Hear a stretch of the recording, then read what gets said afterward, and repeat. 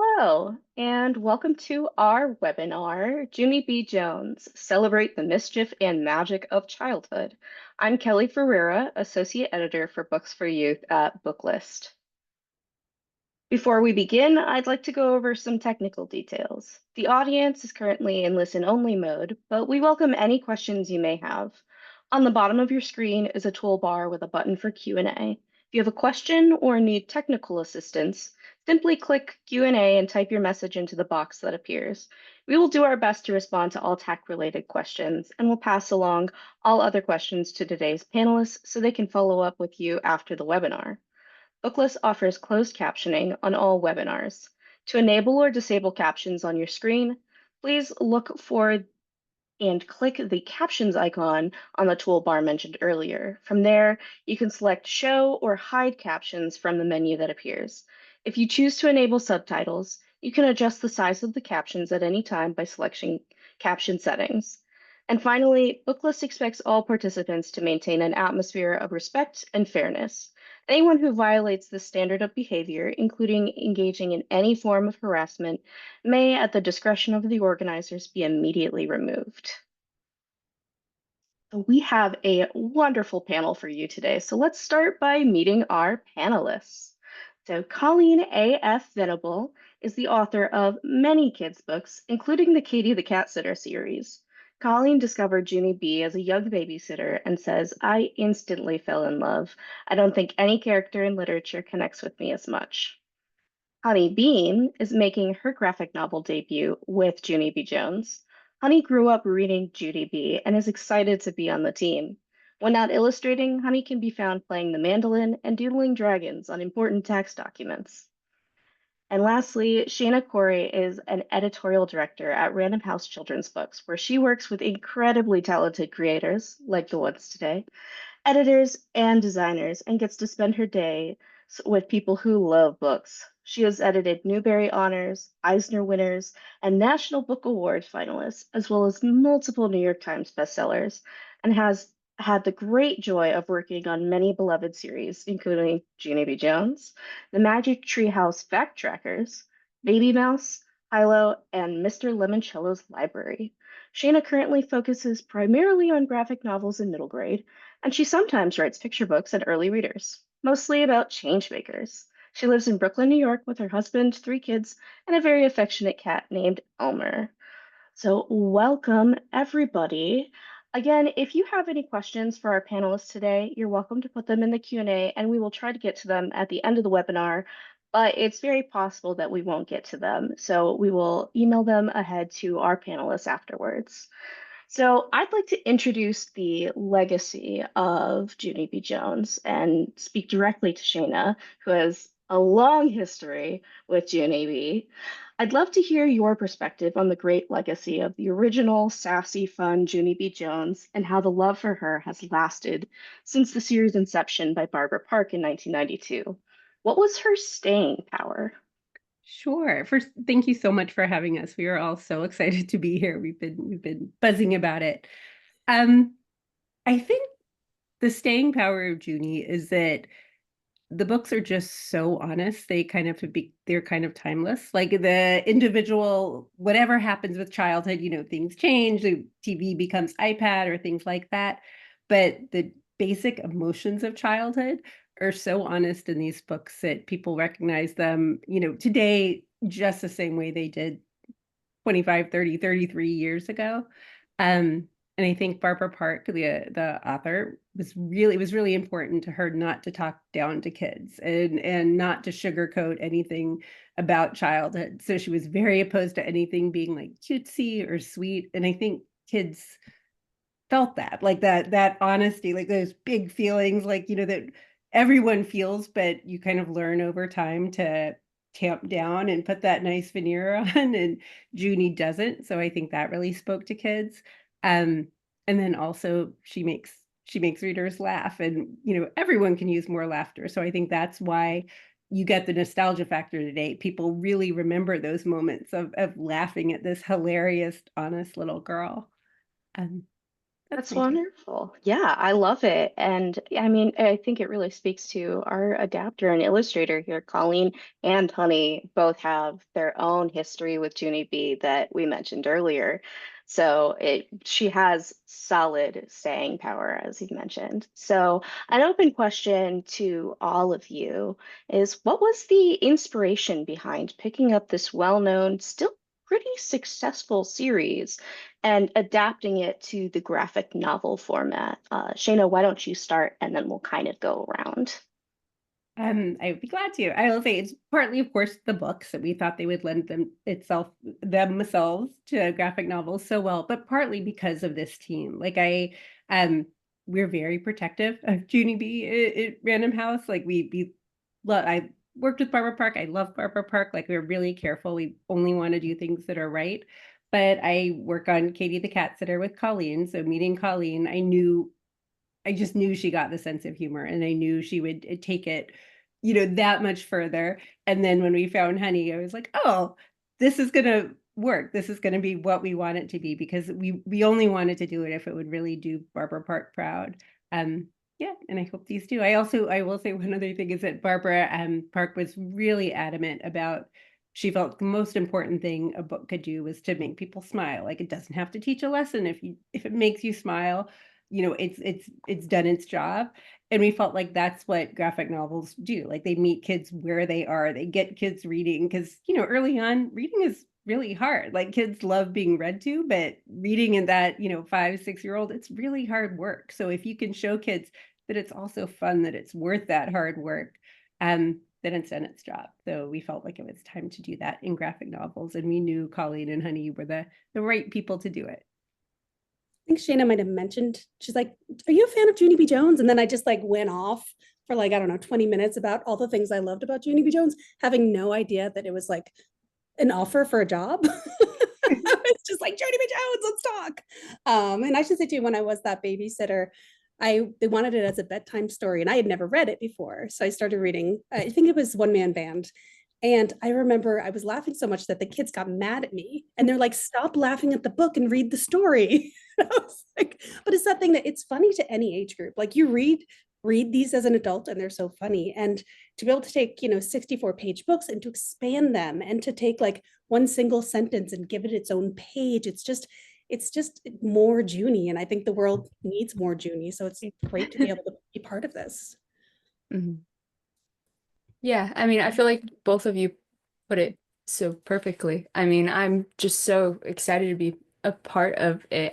My whole thing has always been humor too. Everything I do, I love to have humor in it. So, and I grew up reading these books, so this is just the coolest thing ever. But yeah. Awesome. Honey Yeah. makes even the sound effects in these books. She brings humor to. Like she was so much above and beyond what we expected. Like we knew from Honey's character sketches that it was going to be great, but we didn't know the rumble of the bus was also going to be really great and funny and become its own character. So yeah, they've been really wonderful to work on together. Absolutely. So, vice versa, did you have any worries with adapting such a well-known series? Colleen and Honey, if you want to speak to that at all. To start, Honey, I can start too. Either Go way. for it. Go for it, Honey. Okay. I think I definitely had a couple like worries while doing it. I think the main like two were one being very authentic to the original book and how do you translate the humor like we were talking about these books became much longer by showcasing some of these big emotions and these big scenes a little bit more in the graphic novel. So just making sure that it still felt like the original book series and having that come across in this new format. So it was really keeping that in mind, I think, for me. And then, I mean, there's always that worry when you change an art style because Denise Brunkus does the original art and it's beautiful. It's gorgeous. Amazing. But I don't draw like Denise, so it's one of those worry I feel like whenever you adapt any kind of series how do you keep it authentic to the original art style, but still have how I draw involved with it, or just how you modernize it and things like that. So that was definitely something I worried a little bit about while doing it, but yeah. feel like it wouldn't have worked as well if you imitated Denise. And for those that don't, like, I'm sure you all know, but like, look at this. I love it. But if you're taking it and making it a whole new thing, it's not just repeating something, it's making it a new reading experience for this great story and great character. For me, I worked in publishing for 26 years, you know, not as a writer, but working in marketing. I worked in design, I worked in all different things. And I knew that I always thought of it as there are no Junie B pajamas. And that was like my way of thinking. It wasn't merchandised. It wasn't everywhere. It wasn't, you know, 1,000 adaptations and activity books and this and that. And it was like the opposite of going overly commercial. It was like this pristine thing. And like, I didn't think anyone was ever going to touch Junie B again. Like I thought, you know, Barbara Park's got this legacy and it's just going to, and these books kept selling. So I was like, so the idea of getting to work on it was amazing, but also kind of terrifying to be like, how do you live up to these books? We did get the pleasure of meeting Barbara Park's family when we were in Arizona on tour. And I was more nervous about that than talking to 600 kids. I was like, and Me too. you know, hoping that they were happy with it and hoping that they felt we did it honor. And they really like it. And that makes me so happy. They love meeting you. Yeah, it was so good. Loved it. That's wonderful. Yeah, and spoiler alert to the crowd, the Barbara Park family adores the new adaptation. It seems pretty clear based off of their reactions. So similarly, Colleen and Honie, what research did you do to prepare for embarking on this adaptation? Did you read through the entire series? Like, what did that look like for both of you? Colleen, if you want to start for this one. I definitely had the debate. Do I read them all before I start book one? Or do I experience each one like with both my memory of it? Because I didn't read all of them growing up because I only read the ones that were around. So it was like I read book 15 and then book 12 and then book 4. Like, so it was all out of order, kind of the way kids were reading it in the library. Kids do not read Junie B. Jones in order, which I find fascinating as someone that as an adult would never read books out of order. So I was debating whether or not. So I definitely, in the beginning, before I first started the first script, I read a whole handful. I read the first 4 because that's what I was signed up to do. And I've been trying not to read ahead, but I will admit I've like cheated. I've read, I've read probably half of them again, but I was like, no, wait till it's time. But in terms of research, I mean, like I said in the bio, I was Junie B. Like I feel so many of the same, like in elementary school, I was that troublemaker that wasn't actually a troublemaker, was just had too much energy, had too much imagination, was maybe acting out in ways. So I feel like my whole life was kind of researching Junie B. And I feel like me and Barbara Park are maybe the same person. So it's kind of great to work on them. Awesome. Honie? Yeah, I did not read all of them. I have read most of the, like I would say like half the kindergarten series so far. But I also did not want to read too far ahead to get it kind of like in my head. But I will say there's certain books we do pull in like little Easter eggs, I will say, of like we talked about in one of the books, it is mentioned that the grandma has a parrot or some sort of bird. So we're like, oh, we could put it in the background like as just like when we get to it, like it's been featured already. So stuff like that was part of the research, I think. But a lot for me was kind of reminding myself what kindergarten looks like and is like. 'Cause I have not been in kindergarten for a while, so we talked to a lot of teachers, got a lot of feedback about designing like room 9 and everything that goes into it it makes it like a modern classroom. So that was a lot of my research on that end, was just what do we have now in classrooms that I was not super familiar with. Like I had never heard of a wobble chair and they're really cool and I want one. But so that was the majority of my research, I would say. It's Very cool. I like that it gives it an authentic touch. Not that the original park wasn't authentic. It just speaks to the new generation. So kind of going more into the adaptation. Shayna, I wonder if you can tell us how the editorial process differed with this new adaptation versus working on the original park titles. Yeah, absolutely. I would say it's just that it's opened the circle, which has been really wonderful. Like now we have Colleen and Honie, and we had Denise and Kathy Goldsmith, who was our incredible art director, but now we have April Ward and Sylvia B. And so it's been great to bring in all these people that weren't part of the process earlier. And there's also, I would say, a lot more back and forth because the art, there's so much of a conversation between the art and the text in graphic novels. So like Colleen will write a script and it will include, this number of panels. And then we might see the art and say, oh, actually, we can combine these panels. So there's very much like a conversation, I think, a back and forth. And the timing, it's fun.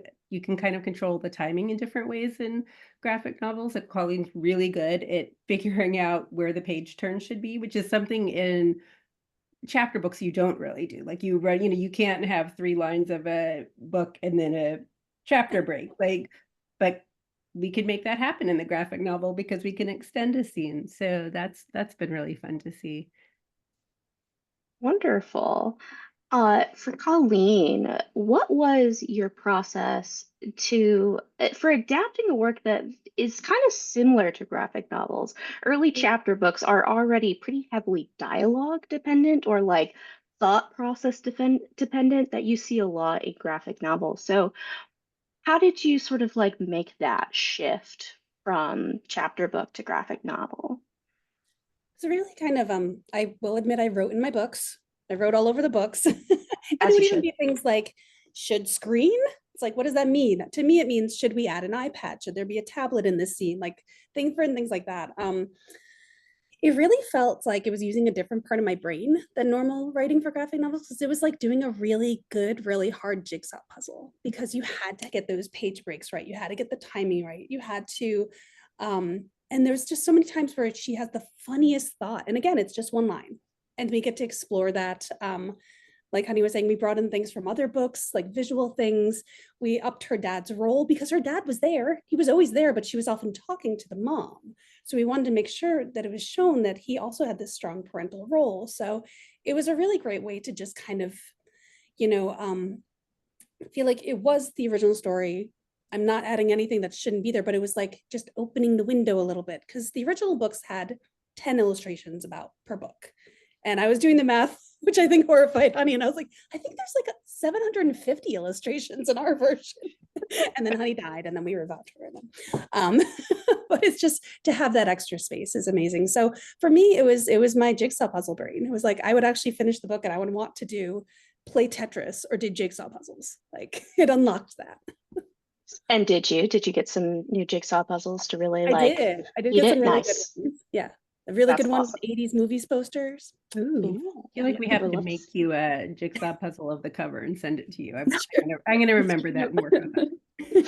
So every single jigsaw I do, I have bunnies and I have a very small table. And if I knock a single piece off the floor, they instantly eat it. Like not just take a bite, it's just gone. So I've never finished a jigsaw puzzle in the last 5 years that's had all the pieces. So yeah. Note for Random House children books: if you send the puzzle, we're gonna do bunny edible pieces for Yes, it. exactly. Metal I will pieces, research that.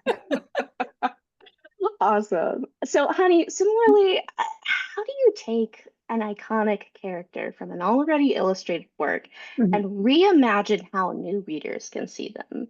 What about the original character do you hold on to, and what did you feel comfortable changing?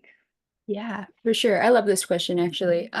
Because like Colleen said, it's funny. I was going to use the puzzle analogy as well, but we're both doing puzzles, I guess. But it's fun for me. I love character design anyways. It's one of my favorite things to do. So taking, like you said, these characters that were already visualized in the original novels and modernizing them and also shifting them to my art style because I feel like a lot of the changes just came naturally from how I draw versus Denise. But with that being said, I feel like it was fun trying to find a good balance between still having them recognizable as the same characters, but would they look maybe today? So things like we changed her sweater in the first book to be more like a zip-up jacket, which is not like a huge change, but it is a big visual change at the same time. So it's interesting how that played a lot of a role. A lot of clothing changes, I feel like Lucille's outfits became still her fancy outfits, but they're a little bit more like what you would wear to school still today. Things like hairstyles and stuff changed a little bit, but again, I think a lot of that came down to how I would draw the characters and just how I draw normally. But yeah, so a lot of it, I like to say we didn't like really change much. It just got translated to a different art style almost. But yeah. Got you. That definitely makes sense. It's not quite like, I mean, fan art is always very Yeah. popular when people are like inspired by, but it's not quite that. It's sort of like a reinterpretation based on your perspective, which Mhm. is obviously going to be different than Barbara's. I'm wondering, as sort of a little bonus question for the two of you, of how much collaboration do the two of you do in sort of the art and the text and like Shayna mentioned a lot of back and forth. So what Mhm. does that process look like for you two in creating this adaptation? I've been really lucky because a lot of editors would not let the author be as involved as I get to be. But it's mostly because, I have the background of working as a graphic novel designer for 10 years almost. And well, more than that, I'm still doing it. But it's just, I love the first book. Obviously, the script was done before we hired Honie. So that one we didn't really have that much. But as we worked on, Honie would add something to the background that would give me an idea to add it to the new book. Like we have a whole running thing with there's a cat. There's always been a cat in the books. It's just only mentioned once or twice. So we're putting Easter eggs of this cat in the art. And it's things like that. And just being able to see the sketches, I get to see, thumbnails, I get to see layouts. And I think that's really important for a writer, not because I need to have notes, but I need to take away words because the pictures are always so much stronger than anything I could write. And so many times it's just so great to have those Junie emotions visually than to have her say, I was so upset, just seeing her like her face fuming. So that's kind of how a lot of it is. I get the sketches and I take away words. So Yeah, and I feel like you said, as the scripts go on, as we work on them, I feel like we've gotten a lot tighter at like, oh, this is how I feel like you can visualize what I'm gonna do now on the page, and then I can visualize what you're thinking more. And so I feel like it's gotten more like harmonious as it's gone. And then I love to, like in the first script, even though like you said, I wasn't hired when you wrote it, there's little notes and stuff like the scene where she goes into the library and there was a note and it was like all these front-facing books, like beautiful library scene, and then it just said, I'm so sorry that you have to draw this. Like, and that's when I knew that this was going to be a good team. But it was funny little things like that too, in the back and forth. But that was before I That's knew that you were the kind of person that would draw like a Where's Waldo book. The amount of detail you like to draw is so wonderful and I adore it. I appreciate the sympathy that you have because you're so familiar with the graphic novel format. You're like, oh, I'm doing this to you and I'm sorry about it, but it makes a great product. It makes an Exactly. excellent book, and so it's worth it in the end. You just have to make Honey suffer a little bit. Hopefully, you've got a good uh, grip pen or yes. hand cover to I love make sure we don't. details too. So Yeah. whenever we can throw in more background detail, I'm all for it. So Which is a great segue into this other question. I noticed throughout the graphic novel that while it's still true to the original, because I had to go back and reread the original to make sure I see the different vibe, Mhm. there are some detail changes that are made from modern technology, including tablets and stuff like that, to some phrasing modifications, and the very handsome shark beanie versus the original devil horn cap. So like what inspired some of these changes and choices? Why don't we start with Colleen on that one? Definitely modern clothes that inspired a lot of things. Like it felt more realistic that a kid would have like a shark type hat than the devil horns. What kind of hat would be super silly for someone to make? Like I think it's basically again, it's adaptation, but it's also a time travel book. We've Yeah. taken this story, these world, these characters, and we brought them into modern time. And then throughout that, we put the filter of Honie's art. And so I think it was like, what would be the changes then? And there definitely were some things, like I mentioned, like making sure the father is visually represented being a dad. You know, in the books, just because we mostly saw dialogue, the mother was chattier than the dad. And that makes maybe you think he's not as involved. So I think, yeah, it was basically just trying to get it so that if they had time traveled, this is how it would be. Yeah. And what were we missing? And what would feel authentic to modern kids? And if something was missing, would the story not feel authentic anymore? Totally understandable. Honey, do you have other thoughts to that? Yeah, I think that was a great way of putting it, like time travel. But yeah, similar things, like just a lot of things like, would a little kid have a teddy bear? Or in the third book, I drew like an axolotl plushie, because those are very popular right now with kids. So things like that, where it's just time traveling. Like, what's trendy right now? What's what would you see nowadays? So yeah. I see. So it's a way of sort of appealing to Yeah. a newer audience while still capturing the same essence as the original stories. That makes sense. Shayna, do you have anything to add to that I would, from the yeah, I editorial would say we perspective? angsted over every change. Like we tried to change as little as possible. We Yes. wanted kids to like recognize the classroom. So Cool. some of them were like, you know, the wobble chairs or a whiteboard instead of a chalkboard.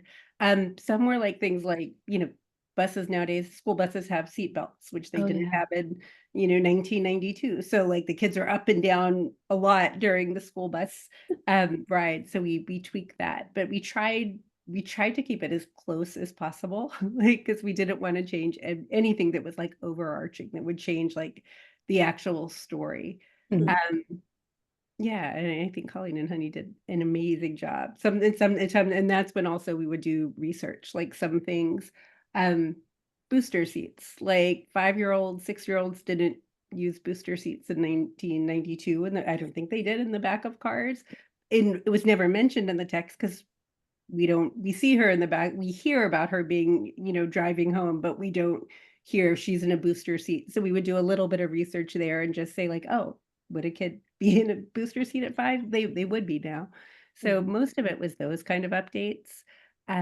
And then like Colleen said, like we would also sometimes take away text when we didn't need it because the art showed it like so clearly, like if she's stomping around, you didn't necessarily need to say, I'm stomping my feet, because you see it happening right in front of you.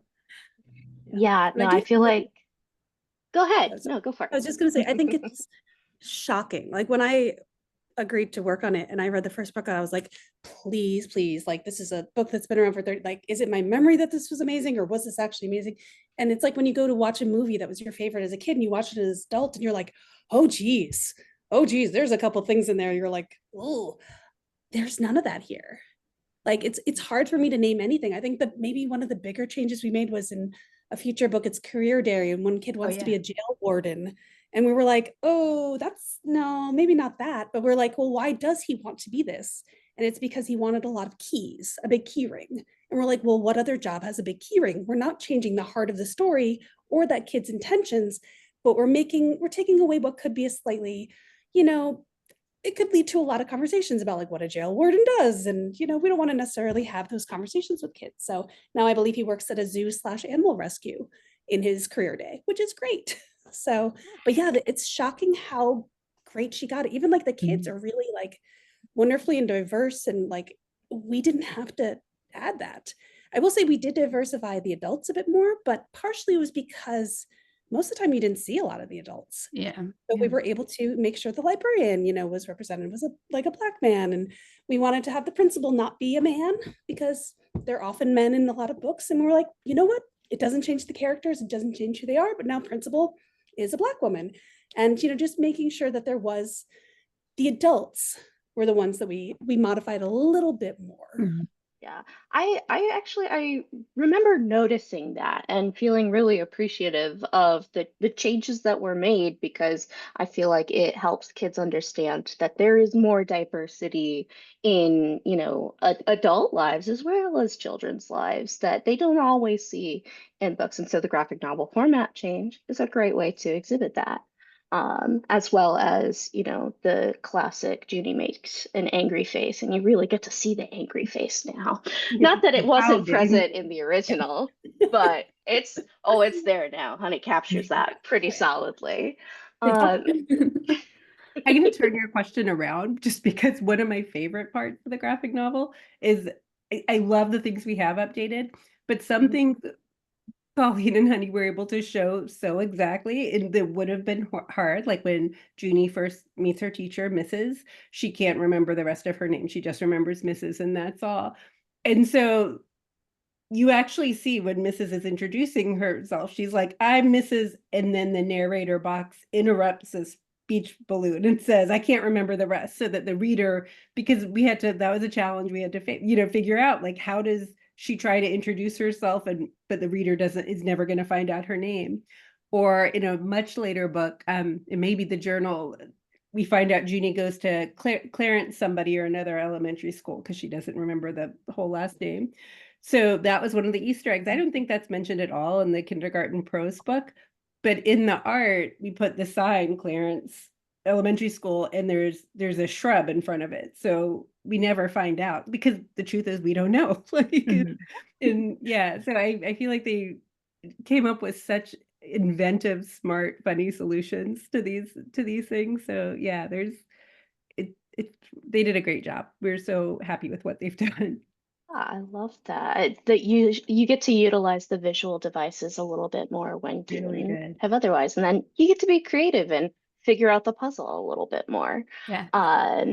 To what you were saying earlier about like incorporating like booster seats or seat belts on the bus, are there other things? Because Junie B. Jones is known for being a little bit of a rascal, which might be the understatement of the year. And so she does do a lot of things that, like, typically kids would be told, like, oh, you're misbehaving, or like, listen, Missy, as we know, loads of people love to say to her. How do you incorporate sort of those like safety features while not taking away from the original like energy of her sort of rascally behavior? I could say that one change we made, which I feel really good about, was like I was a little worried because I've been doing books for a while and I don't use the word stupid in my books. Mhm. It's even hard for me to say it out loud, but I was like, no, but that's what Junie would say. She would say she hated it too. She wouldn't say I dislike this bus. That's not Junie B. Jones. So we wanted to make sure we still had that in there. And we also wanted to have one little line to make sure she knew it wasn't something she should say, which didn't exist in the original. So we had a line where it's like, I used two words I wasn't supposed to use. And she says, I hate this stupid smelly bus. And it was just one little nod to the fact that stupid was a very common word in classrooms in the 90s. And you said hate all the time and you didn't really think twice, but people have evolved and people have realized these are hurtful things to say. So Junie says it because she knows it's hurtful. And it actually makes it more powerful that she knows she's breaking the rules. So that was a great addition that I really loved that Shana and I came up with together because I was like, I'm very nervous writing this word. Are we changing the title of the book? So I'm really glad it's not changed. Anybody else have thoughts to that? I will say we use a fewer of those. Like we still keep them in to be true, but we don't. She may not say it quite as often. And her grammar is also a little better in the graphic novels because that's something that as the books went on, like her grammar got better in the chapter books. That was a decision Barbara Park had made. So we felt like since she had come to that, it was okay to do that. So we have a little less of the rund and more ran here.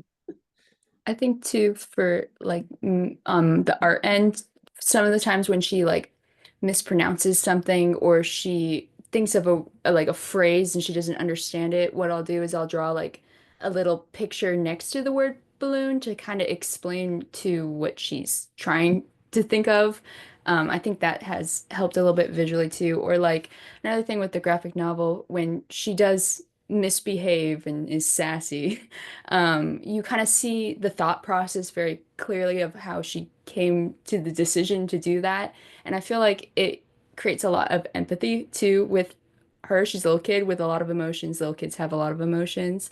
And with the addition of like the parents a lot in some of the scenes, you see how they react too. And you know it's bad behavior, but it's Junie B, and you can see where she's coming from. I feel like visually a lot more we're able to do that. But Yeah, I definitely I see all of those features as you've explained. I'm like, oh yeah, it does really sort of like speak to like you just get to see a better visual representation of how she comes to the decisions that she comes to, like staying at the school and hiding so she doesn't have to go on that stinky bus. Which I thought it was really cool, and this is more a comment than a question, that like the story does really pretty much stay the same. It's just updated to like be reflective. Like, you know, the things in the cabinets are a little different, the whiteboard versus the chalkboard. But you still have crutches and a lousy fall and 911, of course. To that end, what does the future look like for the Junie B graphic novel adaptations? I know, Colleen, you mentioned you're on for 4 books. I'm pretty sure we've got another one coming out in August, I believe. It's either August or September 30th, September. I think. September, that's what September. it is. Yeah. The Little monkey monkey business business. is so fun. We have 2 more in 26, which Honey just turned in inks for book 3, I think, and we have yes. the script for book 4. Honey's about to start working on book 4, and now we're working on planning for the next ones. We're hoping to continue with 2 a year, hopefully for many, many years. We have 28 books, so I hope you guys are free for the next 14 years or so, all of you guys. But yeah, we're really excited about them. That's great. So you do plan on sort of there's a goal of adapting the whole sort of like original series of I the sure hope 28 so. I mean, titles. at least another 4, but I sure hope we will do all of them.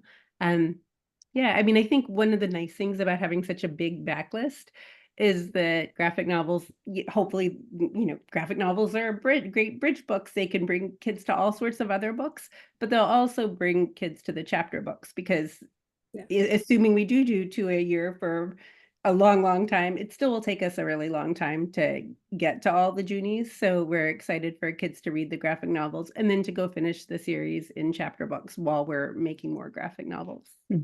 Nice. It's cool that they have that option to sort of like if they get a little antsy as Junie would be, as Junie B would be, you can always yes, exactly. And Colleen and Honey, I mean, are you what does the process of sort of like moving from book to book look like? You mentioned earlier, you know, you've learned better of like how to like work together. You have an idea of like the different ways that you operate. I was wondering if you could speak more to that with the upcoming books.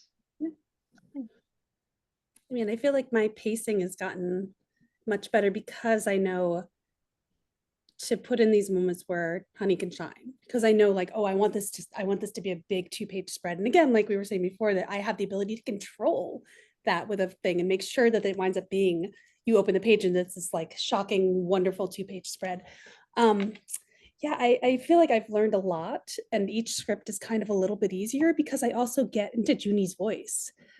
And it's really fun to add little flashbacks and to add little Easter eggs and to add things from the journal and things from her the diary that we could put into the main books that we know are true about Junie and add to her visual world. So I think it's just it's getting more fun. I seriously, before I was able to talk about this, it was the worst because I'd be like working at a cafe and working on the book and I'd be like casually holding up the original and like typing and be like, someone talk to me, someone ask me, tell me you love Junie B. It was just like hurting me to not talk about it inside.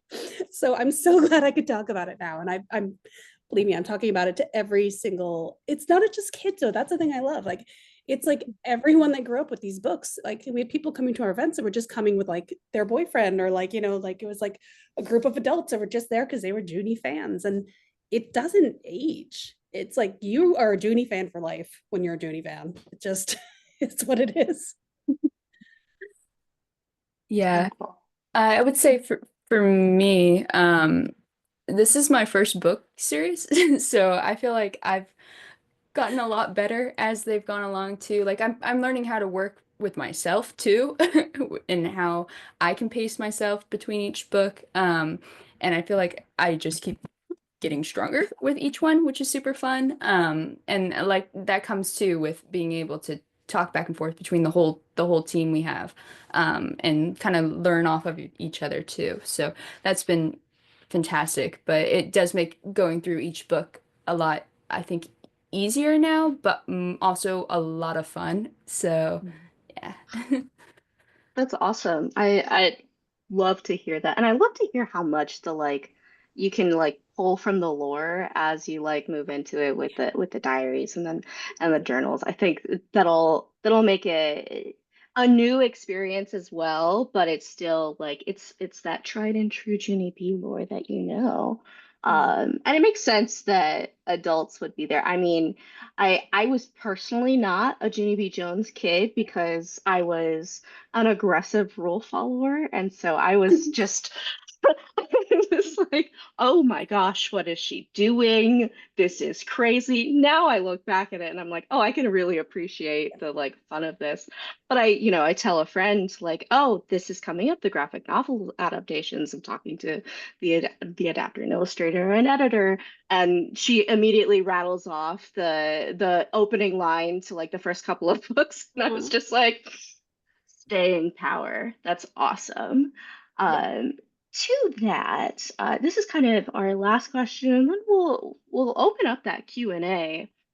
Since we've got the time, what would you say your favorite Junie B. Jones moment is, whether it's in the new adaptation or the original series? And if you can't pick just one, I know Colleen, you were a little concerned about picking just one. You can hit me with the top three if you really want Oh, okay. to.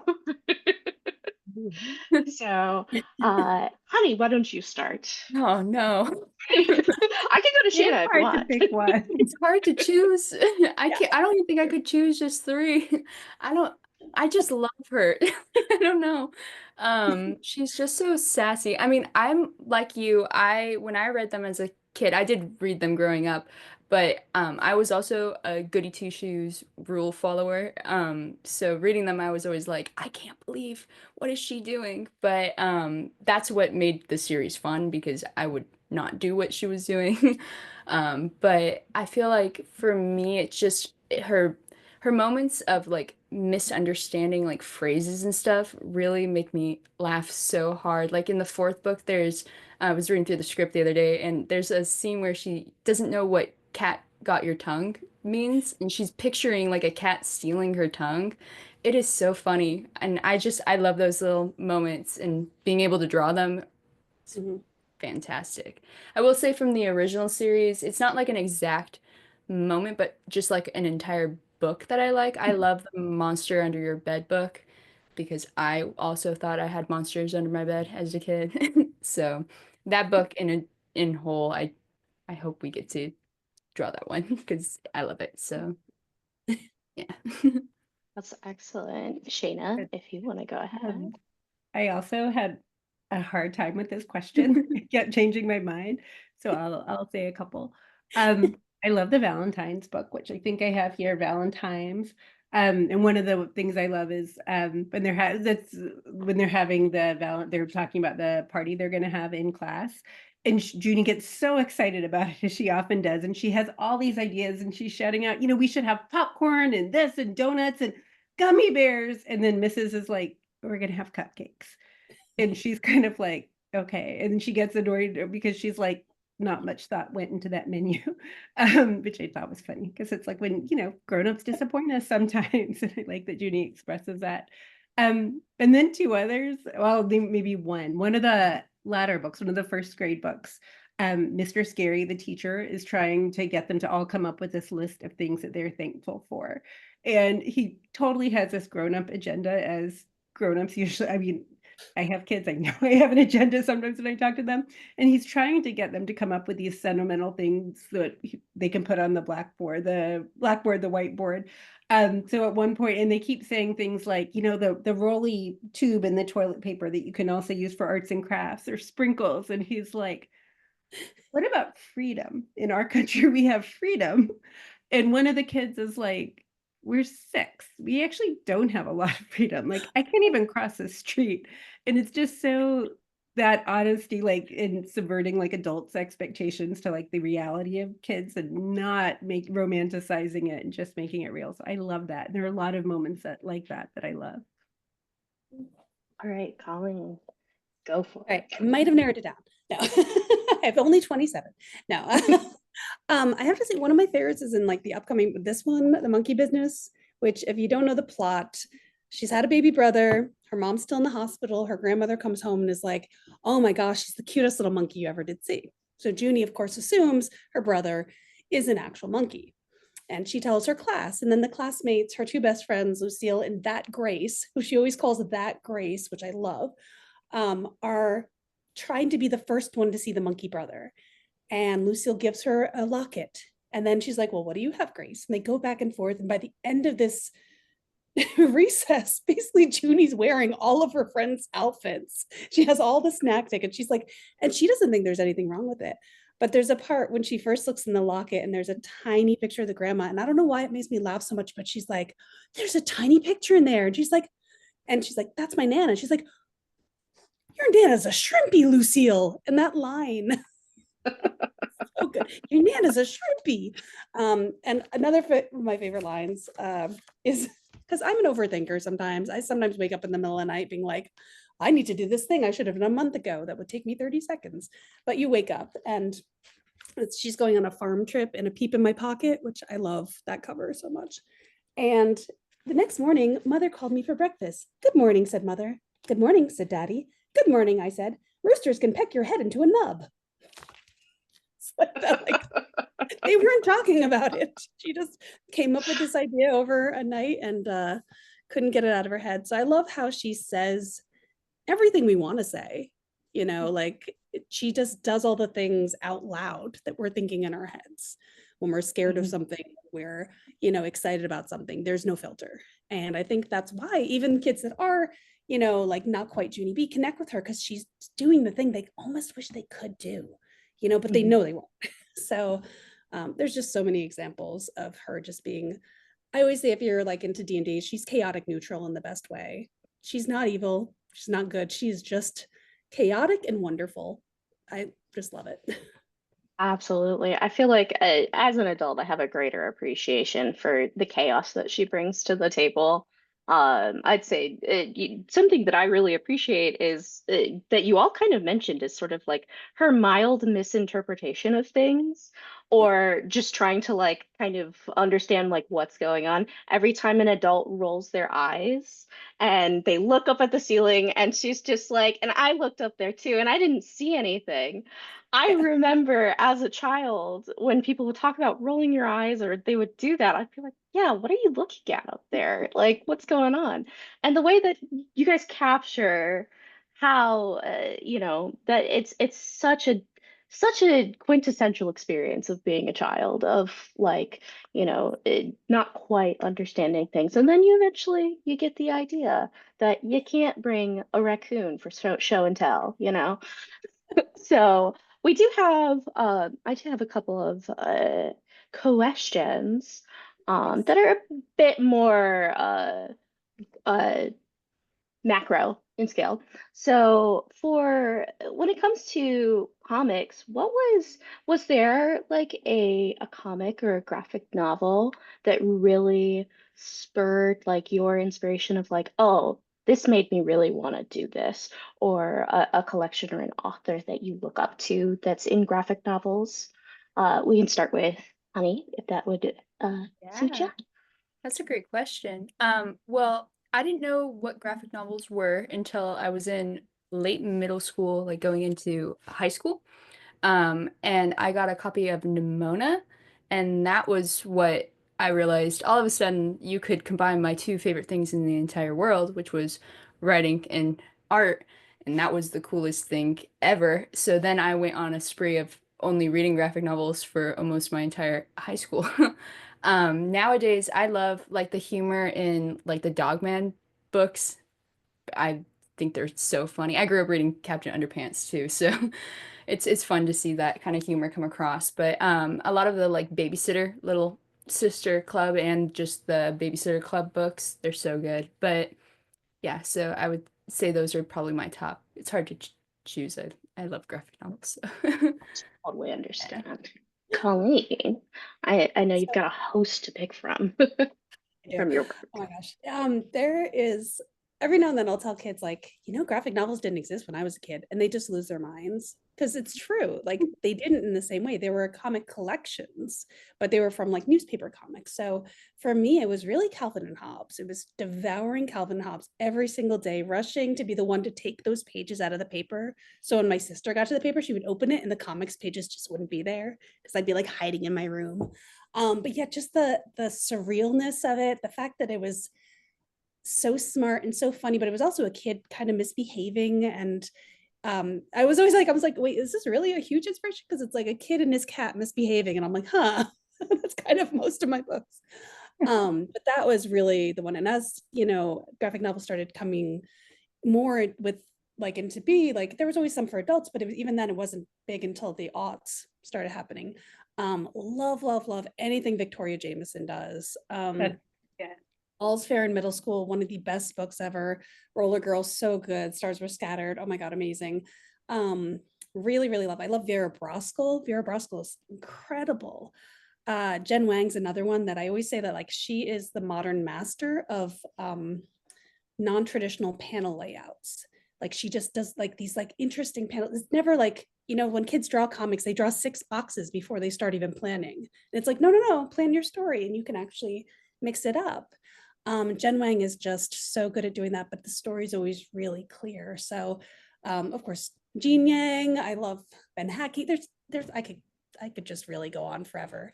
If you like bad puns, investigators, they're gators and vests that investigate. It's great to have this world and to have kids be able to have access to all of these great books. That's awesome.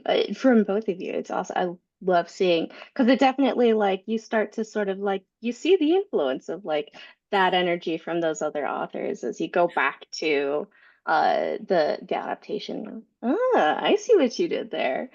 Similarly, Shayna, is there, what inspired you to like want to work in graphic novels specifically and doing editing within graphic novels, especially for this series? I would say it's mostly following the authors that I worked with. Early on, I worked with Jenny Holm, and at that point, she was doing her incredible historical fiction, and she brought me Baby Mouse, which was really just a sketch on a napkin that she and her brother Matt had been trading back and forth. Um, and I had not been a graphic novel reader. I had read, I get like graphic novels weren't really invented when I was a kid. I did have like Garfield, things like that. Um, but I loved it. There was so much energy and it looked iconic even in this black and white napkin drawing. Like you could already picture it. So and she was a big comic reader and her brother was. They had grown up that way. So it was more following her because I knew like I wanted to work with them on this, whatever it turned out to be. And it turned out to be like, this 18 book plus series. And we kind of figured it out as we went along. It was the early aughts, as Colleen was saying. Um, and then watching my own kids, like how much, I mean, as you all know, if you give a kid a graphic novel, it's like if you give a mouse a cookie. If you give a kid a graphic novel, they're going to want to read the next one and the next one and the next one and the next one. So my boys who are now teenagers, like Nathan Hill's Hazardous Tales was huge for them. They were actually before Dogman. I'm sure they would have loved Dogman, but those were great. And then my daughter, like Babysitter's Little Sister, anything Raina Telgemeier, and just seeing kids like read these books again and again and again. It's so powerful. Um, And they're so fun. I also am a big Victoria Jameson fan. I feel like everyone Colleen and Honie said, but like when stars are scattered, like you can do that as a read aloud, and oh my gosh, it's so good. And the story structure of Roller Girl. And then I won't name a lot of books I work on because I feel like that's like weird, but like I work on this series, the High Low series, and any kid, like kids come to my house to see my kids and they leave with like stacks of High Low books. They just can't get enough of them. So it's fun to see something that lights kids up that much, which I did see. I remember when the original Junies were coming out. Like I always say, graphic novels are like when Junie was coming out, like that everyone would get so excited about it. And it's so fun to have that, I feel like. So yeah, they're fun to work on. That's excellent. The passion definitely shows. And unrelatedly, is that original drawing of Baby Mouse like in a frame, like somewhere? Because I feel like it should be. You can like Oh, put it the in at a napkin? museum. I think I have some Baby Mouse drawings, but I don't think I have the napkin. I'm sure Oh, Matt and Jenny still do because it's like definitely part of their lore. Like I think they have a picture of it, or they did for a long time in one of in their author visit. So I'm sure they still have it. I hope so. I hope so. Yeah. Always keep those original sketches. I love seeing the like, especially in the back of the book when you sort of have like the inspiration sketches and stuff like that and how you work through the process. Always fun to see that process. So what would you say is for the two of you your biggest influence as creators that's not a book? Hmm. I mean, I actually went to school for playwriting. Mhm. I wrote plays, which are actually incredibly similar to graphic novel scripts. And I read a ton of plays now, even when like, anytime I get stuck on a story, I'll read like, just a whole pile of plays, and it'll kind of get me unstuck because it's all about the pacing, the dialogue, and the visuals. But they never tell you the visuals too much. So Mhm. that's a big thing that really helps me, I think, as a creator. Cool. And you, honey? Um, I would say probably a lot of animated movies. I love to watch. I love Cartoon Saloon, the company. You can't tell I have like every one of their art books. I also I find a lot of inspiration. I have four little cousins who are all Junie B. Um, or more Junie B than Junie B. So I get a lot of inspiration from them as well. So and their little antics, but yeah, I would say movies and them definitely. Awesome, awesome. A little real world and a little fantasy world. That's great. Well, thank you again so much. I feel like we've had a wonderful conversation. Thank you for your time and your energy and for doing such a great job about giving Junie B. Jones some new life. Not that she didn't already have it. It's just we're time traveling. We're time Yeah. traveling into that new Yeah. perspective. So thank you again. You guys were fantastic. If there are any residual questions, please feel free to drop them in the chat and we will forward them on. So tomorrow, all attendees will receive an email containing links to the certificate of completion and the video recording. For more about Booklist webinars, be sure to visit www.booklistonline.com/webinars, where you can view archives of past webinars and register for upcoming ones, like the ones you see here.